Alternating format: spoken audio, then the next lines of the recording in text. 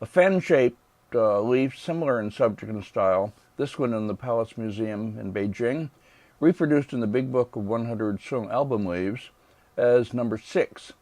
The slender, supple fish portrayed in both leaves are, according to an essay by Ho Mei Sung that I'll speak about later, these fish are called Tiao Yu, a long, slender member of the minnow family, she writes, but is specifically mentioned in Zhuangzi's anecdote.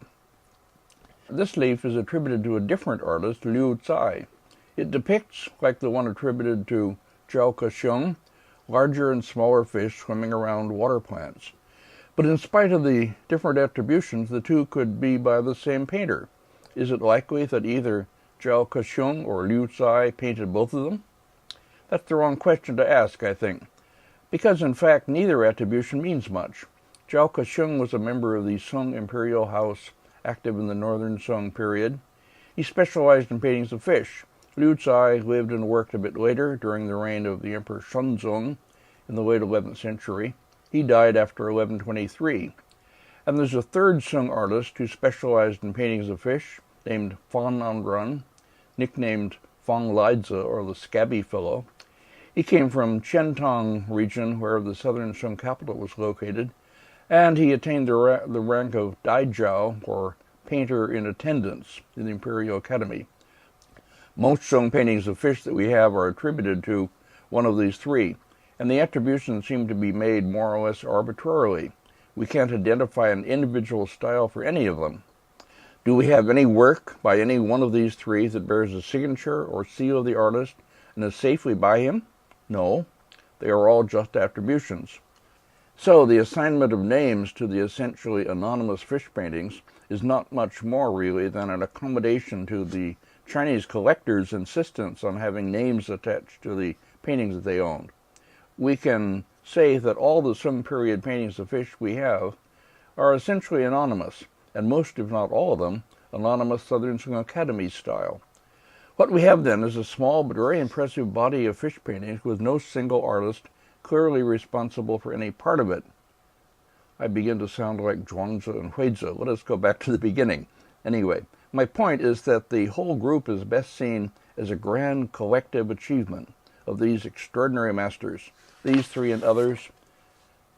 Since we know that the works of Sung Academy artists were copied in large numbers outside the Academy, which is why I say these three and others, and none of these paintings bear seals or inscriptions indicating that it was done within the Academy.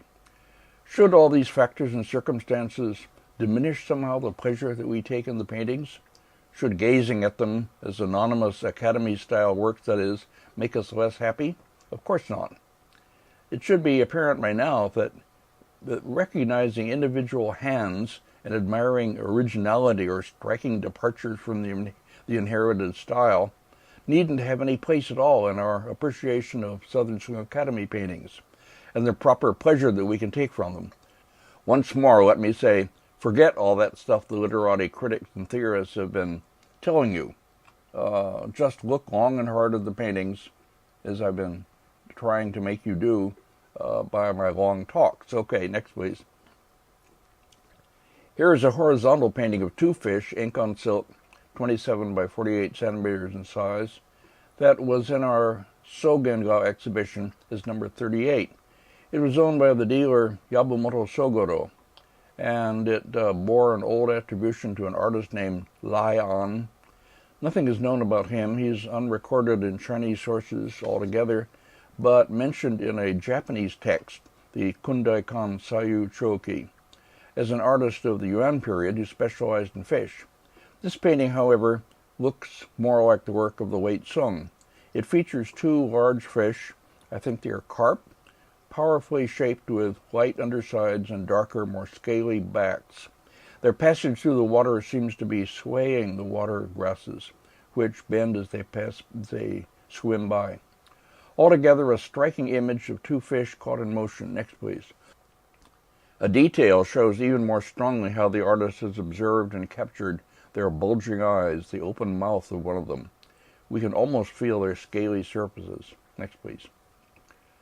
I must say here that the recently published book by Ho Mei Sung titled Decoded Messages includes, as its last chapter, a long study of Chinese paintings of fish, which is by far the most complete and helpful source of information and the best interpretative essay on this subject that I know about.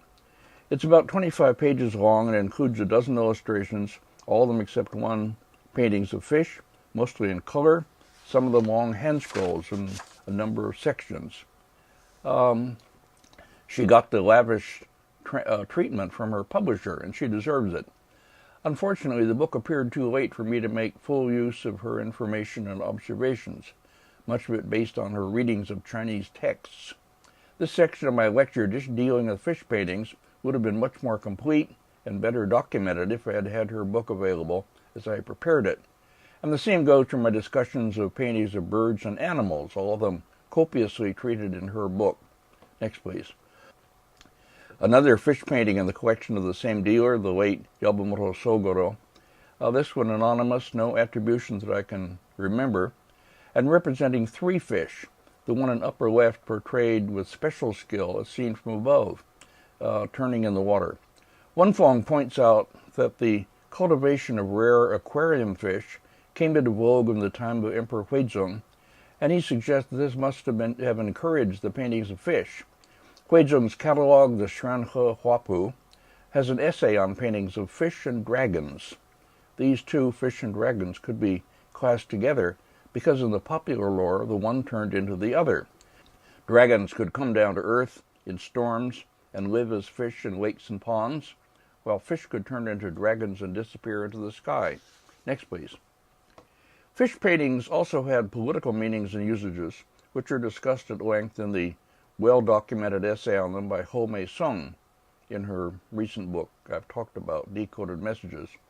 I won't give the whole of her argument, but I'll only say that in the Southern Sung, when most or all of these paintings were done, images of certain kinds of fish became, as she puts it, the symbolic images of the unbound joy of the free and unburdened life of a great man.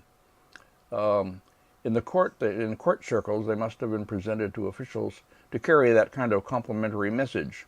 In the Ming Dynasty, as she brings out at length, a large fish, and especially the carp, leaping upward, became a well-recognized symbol for the aspirations and the achievements of a scholar official.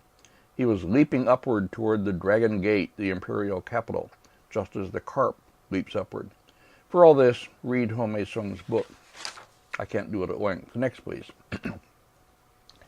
A particularly fine and important example among surviving fish paintings by Sung period artists is the hand scroll depicting fish swimming among falling flowers in the St. Louis City Art Museum. It was acquired in 1997 and is 252 centimeters in length. A similar scroll, closely similar in composition so that one appears to be a copy after the other, is in the Palace Museum in Beijing. This one bears imperial seals and was in the Qianlong Emperor's collection. A section of it is reproduced in Suren Volume 3, Plate 361b. Both scrolls are reproduced in full in Ho Mei Sung's chapter. I put Suren section beside the opening of the St. Louis scroll here, so you can see the similarity. As I've said often in this series, old and fine compositions in Chinese painting frequently exist in two or more versions. Copying was a widespread practice. The St. Louis scroll is reproduced complete in color in the 3,000 Years book, and Dick Barnhart gives a good description of it on page 119 there, 119. So I'll read his long paragraph about it, while Ran Chatterjee puts on the appropriate images of sections and details from it that we have. So here we go. Next, please. This is Dick Barnhart writing, quote, "Fish swimming and falling flowers is a quiet symphony of rhythm and movement, the effect of which is attained precisely through the many ways the painter creates the impression of swimming, darting, drifting fish, and schools of fish. It opens with a branch of blossoming peach flowers that touches the water like the entrance to the fabled peach blossom spring, and informs us that in some important way we are about to enter a realm where time stands still. A small school of slender fishes fights for the bits of pink blossoms that fall into the water, and one fish swims quickly away with its prize, while the others circle and fleetly follow.